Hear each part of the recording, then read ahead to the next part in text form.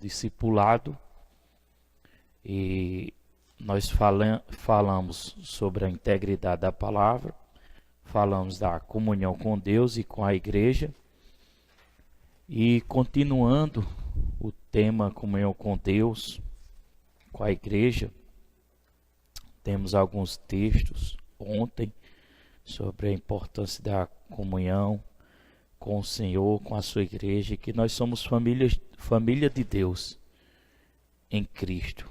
Falamos também sobre oração, falamos sobre graça, sempre dar graças ao Senhor. E hoje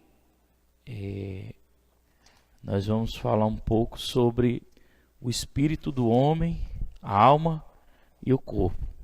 Vamos orar junto para que o Senhor nos dê compreensão e vamos meditar na palavra. Pai, eu te agradeço em nome de Jesus Cristo. Peço a ajuda do teu Espírito Santo para compreender a tua palavra. O Senhor é bom e a tua glória dura para sempre. Obrigado por tudo, Pai, que o Espírito Santo nos guie, nos oriente em nome de Jesus, que esse discipulado alcance muitas almas para a honra e para a glória do teu nome, Pai. Obrigado em nome de Jesus Cristo. Amém. Então, pessoal, nós vamos entender um pouco sobre espírito, alma e corpo, porque há uma confusão no meio do corpo de Cristo, no sentido de que muitas pessoas não sabem o que é espírito, alma. Eles confundem o espírito com alma e alma com espírito. Mas eu quero fazer uma pergunta para você. E à medida que nós formos estudarmos, nós vamos descobrir na Bíblia, à luz da palavra, se o espírito e a alma são uma coisa só. O espírito e a alma, a pergunta é: o espírito e a alma são um só? Sim ou não? Vamos descobrir à luz da palavra. Em 1 Tessalonicenses, capítulo 5, versículo 23, diz: o mesmo Deus da paz vos santifique em tudo. Primeira coisa que o apóstolo Paulo diz é que Deus santifica em tudo. Então, em que é que Deus da paz vos santifica? Em que nós vamos ser santificados? Em tudo. Vamos lá. E o vosso espírito, primeiro, alma e corpo. Observe que a Bíblia faz distinção de espírito, alma e corpo. Deus vos santifica em tudo.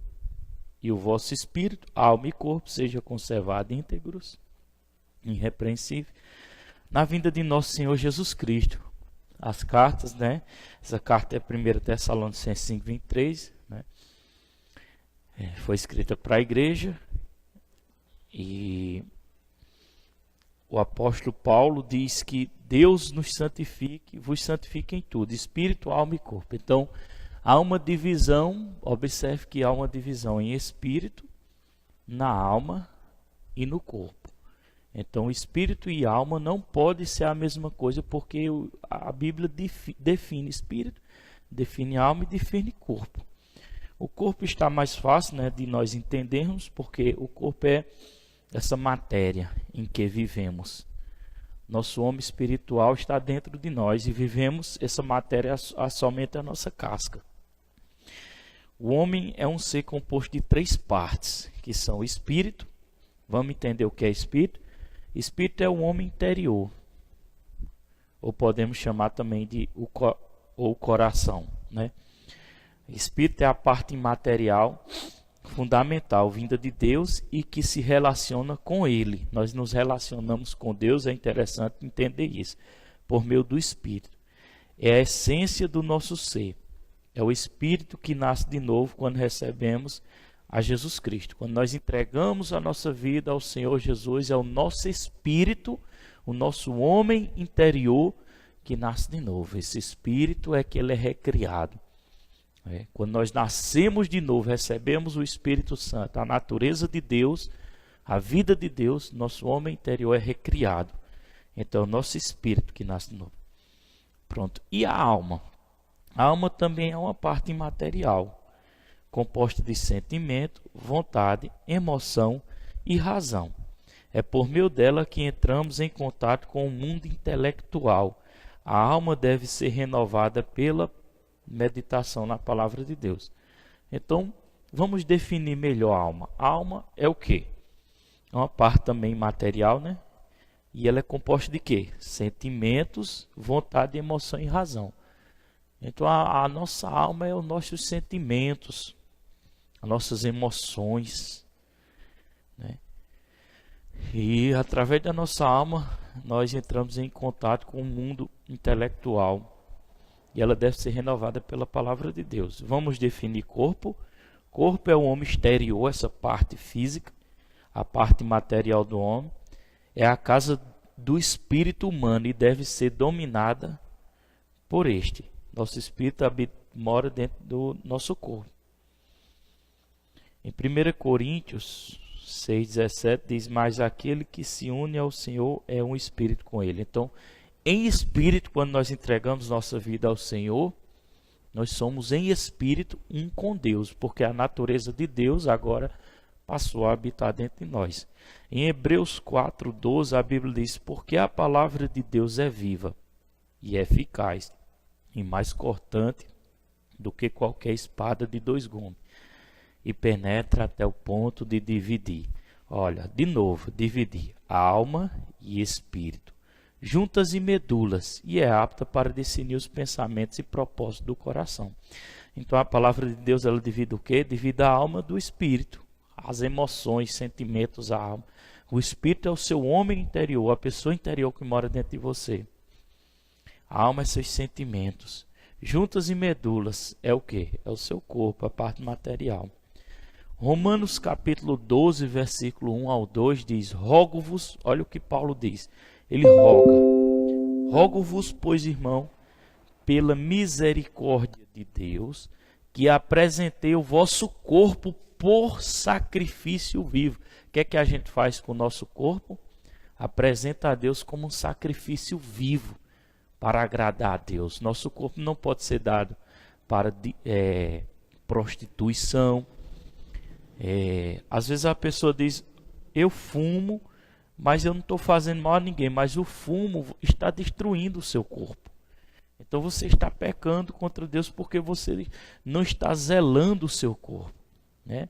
E o seu corpo deve ser apresentado como sacrifício vivo. Você tem que cuidar do seu corpo. Você tem que dar uma boa alimentação para o seu corpo. Você não pode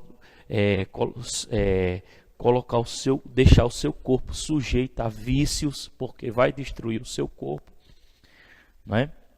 Então o que é que a gente faz com o nosso corpo? Paulo diz: rogo-vos, pois, irmão, pela misericórdia de Deus, que apresente o vosso corpo por sacrifício vivo, santo e agradável a Deus, que é o vosso culto racional. Agora ele vai falar: ó, e não vos conformeis com este século, com este mundo, com esse século, mas transformai-vos pela renovação da vossa mente, para que experimentei qual seja a boa, agradável e perfeita vontade de Deus. Aí ele vai e nos orienta a não se conformar com esse mundo, com esse século, né? E que transforme a nossa mente, renove a nossa mente. Como é que nós vamos renovar a nossa mente? Nossa mente envolve a alma, pela palavra de Deus, meditando na palavra de Deus, ouvindo a palavra de Deus, nós renovamos a nossa mente, tiramos todos os pensamentos que não provêm de Deus e colocamos os pensamentos de Deus na nossa mente, né? E quando nós começamos a fazer isso, aí se cumpre o resto do texto: para que experimenteis qual seja a boa, agradável e perfeita vontade de Deus. Para que eu possa experimentar a boa, agradável e a perfeita vontade de Deus, é necessário eu apresentar meu corpo como sacrifício vivo, santo e agradável a Deus, não deixando, cuidando, zelando do nosso corpo, sem dar ao corpo a prostituição, sem maltratar seu corpo, sem permitir que seu corpo venha a ser dependente de químicas, de vícios, né? E renovar a sua mente diariamente com a palavra de Deus. Aí você vai experimentar a boa, perfeita e agradável vontade de Deus. Em 1 Coríntios 9, 27, o apóstolo Paulo dá uma receita para você, para nós, sobre o que nós devemos fazer com o nosso corpo. Ele diz assim: mas esmurro o meu corpo e reduz a escravidão, para que, tendo pregado a outros, não venha eu mesmo a ser desqualificado. 1 Coríntios 9:27. Quando Paulo diz que esmurra o seu corpo, não é dar murro fisicamente no seu corpo, mas é controlar o seu corpo. É dominar, não deixar a sua carne fazer o que ela quer fazer. O seu homem interior, o seu espírito domina o seu corpo para que ele não faça o que ele quer.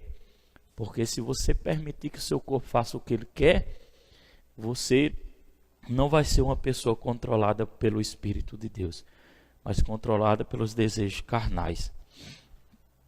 Outra coisa também, nós vamos meditar em João capítulo 4, versículo 23 e o versículo 24. João 4, 23 e 24. E vamos entender que também Deus é um Espírito. João 4, 23 e 24 diz: mas vem a hora, e já chegou, em que os verdadeiros adoradores, isso é Jesus Cristo falando, os verdadeiros adoradores adorarão o Pai em espírito e em verdade, porque são estes que o Pai procura para seus adoradores. Deus é espírito e importa que os seus adoradores o adorem em espírito e em verdade. Então, Deus também é espírito, e nossa adoração a Deus será em espírito, fluirá do nosso interior. Amém? É do nosso interior que nós adoramos a Deus. Então, a verdadeira adoração talvez a pessoa diga, bater palma adora a Deus. Não. Você pode até bater no sentido de um elogio, de bater palma para alguém, por a vida de alguém, não tem problema, certo tipo de honra. Mas bater palma para Deus não é uma adoração no espírito, porque é algo na carne, vamos dizer assim, no corpo. A adoração vem do seu interior, do seu espírito. Quando a palavra de Deus diz que os verdadeiros adoradores adorarão em espírito e em verdade, eu não estou dizendo que é errado, eu estou dizendo que a verdadeira adoração vem do nosso interior. Quando nós louvamos do nosso espírito, abrimos nossas bocas para agradecer, adorarmos, glorificarmos. Quando nós oramos em línguas, nós oramos em espírito. É uma forma também de dar bem graças a Deus. Quem ora em língua, dar graças bem, como diz o apóstolo Paulo. Esse texto é muito claro ao nos revelar a forma pela qual entramos em contato com Deus e podemos adorar. Então, nós entendemos que nós somos um espírito, temos uma alma e habitamos no corpo. Entendemos que Deus também é espírito, que os verdadeiros adoradores adorarão o Pai em espírito e em verdade. Mas também tem um ponto interessante.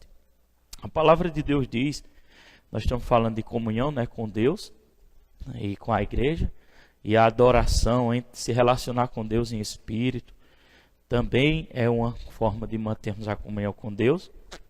Mas também a palavra de Deus diz em Hebreus 10, 24 e 25, nos orienta sobre algo. Vamos entender o que é. Consideramos-nos também uns aos outros, para nos estimularmos ao amor e às boas obras. Não deixemos de congregar-nos, como é costume de alguns. Antes, façamos admoestações e tanto mais quanto vede que o dia se aproxima. Então vamos focar aqui, não deixemos de congregar, como é costume de alguns. Amém? Como é importante, irmão, nos reunirmos como congregação. Termos um lugar, termos um pastor que nos pastoreia, que cuida de nós. Termos um lugar para nós se reunir, para conferir a Bíblia, estudar, meditar, orar, receber instruções, louvarmos e adorarmos ao Senhor. Né? Então, quando nós nos reunimos para congregar, nós nos tornamos a igreja de Cristo. Né? A igreja reunida. Nós somos corpo que nos reunimos e nos tornamos igreja. É bíblico, irmão, nos reunirmos para cultuarmos e adorarmos ao Senhor. Então, procure discernir no seu coração, peça direção a Deus, para saber o canto onde você vai congregar, que Deus vai te dar um pastor para você crescer espiritualmente, e talvez você tenha até um chamado e cresça, mas você deve se fixar em um lugar e não pode se mover de um lugar para outro, que é isso que o diabo quer, tirar você de um lugar para outro, porque você vai morrer. A planta, se ficar se movendo de um lugar para outro, vai se mover. Você vai se plantar em um lugar e vai permanecer. E naquele lugar você vai crescer. Você vai passar por luta, tribulações, mas é ali que você vai fixar suas raízes e vai crescer. Você vai congregar e não vai ficar como a palavra de Deus diz, né? Como costume de alguns, de deixar a congregação, né? Vamos mais adiante um pouco no nosso discipulado. Em Mateus 18 ao 20, a Bíblia fala sobre quando nós estamos reunidos. Quando nós estamos reunidos, como é importante, né? Em verdade vos digo que tudo que ligardes na terra será ligado no céu. Tudo que desligado na terra será desligado no céu. Em verdade também vos digo que se dois dentre vós sobre a terra concordarem a respeito de qualquer coisa que porventura pedirem, se lhe há concedido por meu Pai, que está no céu. Porque onde estiver 2 ou 3 reunidos em meu nome, ali estou no meio dele. Então, Jesus está onde tiver 2 ou 3 reunidos em meu nome. Mas, às vezes as pessoas pegam a palavra e distorcem. Tipo assim, elas dizem, olha aí, eu não preciso ir para uma igreja. Eu não preciso congregar numa igreja, porque eu já sou uma igreja. E fica com aquela blá, blá, blá, blá, blá. Eu sou uma igreja, eu sou a igreja, eu sou a igreja. E não quer se submeter a um pastorado. Esquece que está escrito lá em Efésios que o Senhor deixou pastores, mestres, evangelistas, profetas. Não que essas pessoas são maiores, mas são unções específicas para o corpo de Cristo. E a pessoa fica naquele blá blá blá, não, eu vou congregar em casa, irmão, você está sendo uma pessoa insubmissa, rebelde, desobediente à palavra de Deus. Você não quer prestar conta a ninguém. Você não quer prestar conta da sua vida, você quer andar sozinho. E você está como o diabo, em desobediência. As palavras são pesadas, mas é a verdade, irmão. É a verdade dói. E aí talvez você diga, mas por que a Bíblia não diz se eu me reunir com 2 ou 3, Jesus está no meu meio, não sei o que e tal. Irmão, a Bíblia diz reunir quando há concordância. Mas uma igreja, quando ela vai se convertendo em pessoas, ela vai crescendo. De 2 passa para 3, passa para 4, passa para 10, passa para 20, passa para 30, passa para 100, passa para 200. E daí cresce por diante.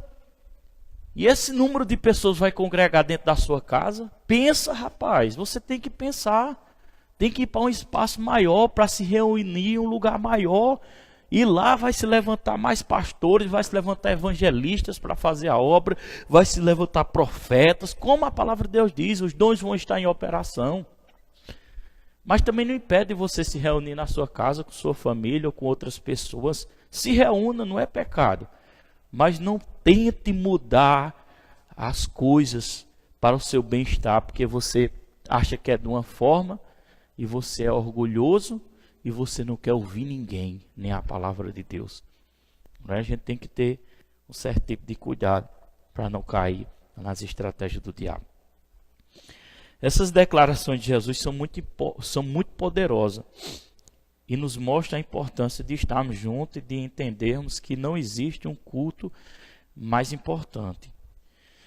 Não existe um culto mais importante, pois por menor que possa parecer, por estarmos reunidos em nome de Jesus, Ele está presente. Amém. Ele está presente. Glória a Deus. Vamos agora finalizar, né, falando um pouco sobre a Santa Ceia. Né? A importância também é uma forma de mantermos a comunhão com Deus e com a igreja, participando da ceia do Senhor. Normalmente, uma vez por mês, celebramos a ceia do Senhor. Além de ser um mandamento do Senhor Jesus, também nos traz um grandioso ensinamento, estímulo à vida e comunhão. Vamos lá. Eu quero estudar aqui 1 Coríntios 11, 23 ao 29. Diz: porque eu recebi do Senhor, isso é Paulo falando, o que também vos entreguei, que o Senhor Jesus, na noite em que foi traído, tomou o pão e, tendo dado graças, partiu e disse: este é o meu corpo que é dado por vós, fazei isto em memória de mim. Por semelhante modo, depois de haver ceado, tomou também o cálice, dizendo: este cálice é a nova aliança no meu sangue. Fazei isto todas as vezes que beberdes, em memória de mim. Porque todas as vezes que comerdes deste pão e beber do cálice, anunciai a morte do Senhor até que ele venha. Por isso, aquele que come o pão ou bebe o cálice do Senhor indignamente será réu do corpo e do sangue do Senhor. Examine-se, pois, o homem a si mesmo, e assim como o pão e beba do cálice, pois quem come e bebe sem discernir o corpo, come e bebe juízo para si. 1 Coríntios 11, 23 e 29. Os textos citados nos dão alguns motivos pelos quais devemos celebrar a ceia. Vamos ver os motivos porque nós devemos celebrar a ceia para mantermos comunhão com Deus e com a igreja. Vamos lá. Primeiro motivo é trazer à memória o sacrifício de Jesus. Quando você participa da ceia, você está trazendo à memória o que Jesus fez por você, por nós. Segundo ponto, fazemos um anúncio da sua morte e do seu prometido retorno, porque ele vai retornar. Amém? Isso são alguns motivos porque devemos tomar ceia. Terceiro ponto é um momento de introspecção, ou seja, a análise íntima. É um momento que você vai se analisar. Você vai se analisar, você vai ver como é que está a sua vida, se você está com algum ressentimento no coração, você vai orar a Deus, você vai dizer: pai, eu perdoo fulano, quando tu me deres uma oportunidade, falarei com ele, eu quero estar em paz com todos, porque se você não tiver paz, irmão, no seu coração, se seu coração estiver condenando, como é que você vai participar da vida eterna? Então você tem que liberar o perdão, você tem que andar em amor.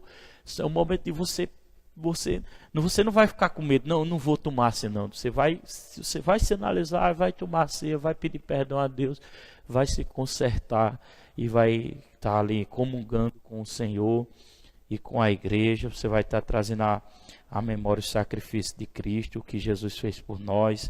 Você vai estar anunciando a morte e o seu retorno. Você vai estar, o quarto ponto, celebrando o corpo de Cristo, que é a igreja, celebrando juntamente com a igreja. Você vai estar celebrando junto com a igreja, celebrando o corpo de Cristo, que é a igreja. Amém?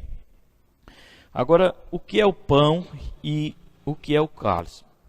Na celebração da ceia, comungamos dois elementos representativos. Pão representando o corpo de Cristo, que foi partido por todos nós.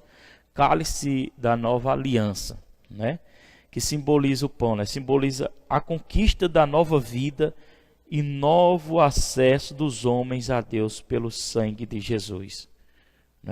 O pão representa o corpo de Cristo partido, e o cálice representa o símbolo da conquista da nova vida e novo acesso dos homens a Deus pelo sangue de Jesus Cristo. Simboliza a conquista da nova vida e novo acesso dos homens até Deus, a Deus, pelo sangue de Jesus. Tudo por meio do sangue de Jesus. E outra pergunta, às vezes, que é uma dúvida e um questionamento das pessoas: quem pode participar da ceia? Não existe na Bíblia qualquer restrição para se participar da ceia. Haja em vista que qualquer pessoa pode celebrar o sacrifício de Cristo. De qualquer forma, não há muito valor em alguém que não crê em Cristo participar dessa celebração. Então, se o cara não crê, para que vai participar? Não há valor nenhum, a pessoa participar se a pessoa não crê. Tem que acreditar. E uma preocupação comum a respeito disso é se as crianças podem participar. Mas a palavra de Jesus acerca do lugar das crianças no reino de Deus fala por si. Jesus, porém, disse: deixai os pequeninos, não os embaraceis de vir a mim, porque dos tais é o reino dos céus. Mateus 19, 14. Então deixa as crianças à vontade. Deixa elas à vontade. Amém? Mateus 18, 1 ao 3, para nós finalizarmos, diz: naquela hora Aproximaram-se de Jesus o discípulo, perguntando: quem é porventura o maior no reino dos céus? E Jesus, chamando uma criança, colocou-o no meio delas e disse: em verdade vos digo que se não vos converterdes e não vos tornardes como crianças, de modo algum entrarei no reino dos céus. Então deixa as crianças à vontade, não é? E não impeça delas vir a Jesus, porque dos tais é o reino dos céus. Mateus 19:14. Você também pode ler Mateus 18, 1 ao 3. E deixa elas à vontade. Deixa elas à vontade. Então é isso aí. Nós concluímos essa segundo ponto da apostila, que falamos sobre comunhão com Deus, com a igreja, sobre o espírito do homem, sobre a alma, sobre o corpo. E no próximo nós estaremos estudando sobre fé, os fundamentos da fé. Fica com Deus, que o Senhor te abençoe. Nós fazemos parte da Igreja Verbo da Vida de Itapetim, Pernambuco, sertão aqui, não é? E você pode compartilhar esse discipulado para que outras almas venham a ser abençoadas através dessas palavras em nome de Jesus.